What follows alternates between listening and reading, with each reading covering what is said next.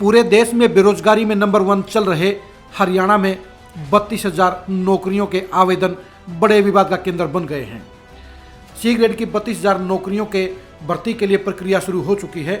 ऐसे में सीईटी पास युवाओं में भर्ती प्रक्रिया को लेकर भारी रोष है। सीईटी के तहत लगभग 15 लाख के करीब युवाओं ने भागीदारी परीक्षा में की थी।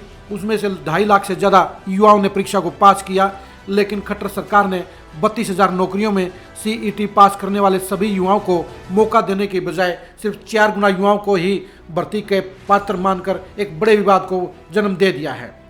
सीईटी पास करने के लिए हरियाणा के लाखों युवाओं ने कड़ी मेहनत की थी।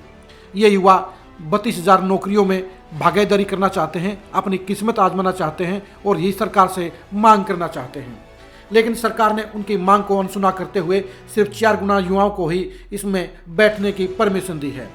दिक्कत इस बात की है कि सीईटी की परीक्षा के परिणाम में सरकार ने पारदर्शिता का परिचय नहीं दिया। सीईटी के परीक्षा परिणाम में मेरिट के हिसाब से सूची जारी नहीं हुई, सिर्फ पास करने वाले युवाओं की सूची जारी की गई। अगर हरियाणा सरकार इस मामले में पूरी पारदर्शिता बरती और मेरिट के हिसाब से सूची जारी करती तो युवाओं में आक्रोश नहीं होता। युवाओं को शक है कि मेरिट के बिना ही ये भर्ती प्रक्रिया हो रही है और इसमें सभी को मौका देने के संवैधानिक अधिकार को अनदेखा किया जा रहा है।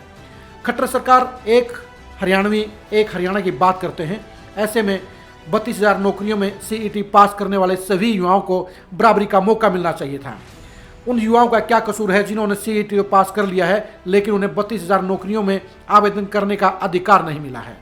हरियाणा के सभी सीईटी पास युवाओं की सरकार से लगातार मांग रही है कि परीक्षा पास करने वाले सभी युवाओं को इन 32,000 नौकरियों में आवेदन करने का मौका मिलना चाहिए। उनकी मांग को पूरी तरह से जायज़ कहा जाएगा, क्योंकि सीईटी की परीक्षा एक लंबे समय के बाद हुई है और 32,000 नौकरियों के आवेदन कम नहीं है। इतनी बड़ी भर्ती निकट भविष्य में नहीं होगी। ऐसे में सीईटी पास करने वाला हर युवा ये चाहता है कि वो इस परीक्षा में भाग ले और नौकरी की रेस में शामिल हो। ऐसे में सीईटी पास करने वाले युवाओं को इस बात का मलाल है कि सरकार ने उनकी प्रतिभा को, उनकी मेहनत को अनदेखा करने का काम किया है। हरियाणा की खट्टर सरकार को भी इस मामले में संवेदनशील होना चाहिए था और सीईटी पास करने वाले सभी युवाओं को इसमें भागीदारी देनी चाहिए थी, क्योंकि जब परीक्षा पास करने वाले सभी युवा बराबर हैं तो ऐसे में 32,000 नौकरियों के लिए हर युवा को इसमें भागीदारी करने का अवसर दिया जाना चाहिए था। सिर्फ मेरिट के युवाओं को मौका देने के बजाय परीक्षा पास करने वाले हर युवा को इसमें शामिल होने का अवसर दिया जाना चाहिए था और वही सबसे बेहतरीन फैसला होता। लेकिन हरियाणा की खट्टर सरकार इस मामले में अड़ियल रुख अपनाए हुए है और चुनिंदा प्रक्रिया के तहत ही सिर्फ चौथाई युवाओं को ही इसमें शामिल होने का अवसर दिया गया है। यह न्याय के सिद्धांत के खिलाफ है, क्योंकि लाखों युवाओं ने सीईटी की परीक्षा के लिए जमकर मेहनत की थी और परीक्षा पास करने के बाद उन्हें सरकारी नौकरी हासिल होने का सपना साकार होता हुआ नजर आया था।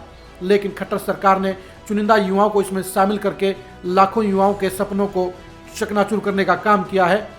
मुख्यमंत्री मनोहर लाल खट्टर को इस मामले में संवेदनशील होते हुए युवाओं की मांग पर गंभीरता से विचार करना चाहिए और सीईटी परीक्षा पास करने वाले हर युवाओं को 32,000 नौकरियों के आवेदन में शामिल करना चाहिए, क्योंकि भर्ती की प्रक्रिया में सभी का शामिल होने का बराबर का अधिकार है। जब लाखों युवाओं ने कड़ी मेहनत करके ये परीक्षा पास की है तो ऐसे में सरकार को उनके साथ भेदभाव नहीं करना चाहिए और सीईटी पास करने वाले हर युवा को 32,000 नौकरियों के आवेदन में शामिल करना चाहिए।